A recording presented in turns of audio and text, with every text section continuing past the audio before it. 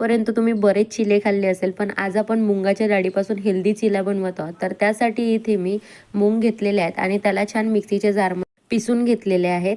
आणि सर्व पिसून झाल्यानंतर त्यामध्ये मिरची, टमाटर, लसूण, अद्रक आणि जिरं टाकून छान सांबार टाकून त्याला छान मिक्सीमध्ये पिसून घेतलेलं आहे. त्यानंतर आपला जो बॅटर आहे त्यामध्ये हळद, तिखट, मीठ, थोडा धनिया पावडर आणि थोडं जिरं टाका.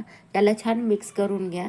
आणि जे आपले चॉप जे ओनियन आहेत, तर तुम्ही ते छान चॉप करून घ्या, एकतर हाताच्या मदतीने किंवा मग चॉपरचा यूज करून करा. चॉपर बेस्ट असते, कारण त्यामध्ये आपल्या डोळ्यांना आग होत नाही आणि मस्त ते झटपट आणि बारीक एकदम होतात. त्यानंतर इथे मी आपला डोसा तवा असते, त्या डोसा तव्यावर इथे मी आपला जो बॅटर आहे तो बॅटर टाकले आहे आणि चम्मचच्याच मदतीने त्याला थोडं पातळ करून घेतलेलं आहे. आणि त्यानंतर हलकासा तेल टाकून त्याला मी झाकून ठेवलेलं आहे. आता हे या बॅटरमध्ये तुम्ही पुन्हा काय करू शकता, एक चेंज करू शकता.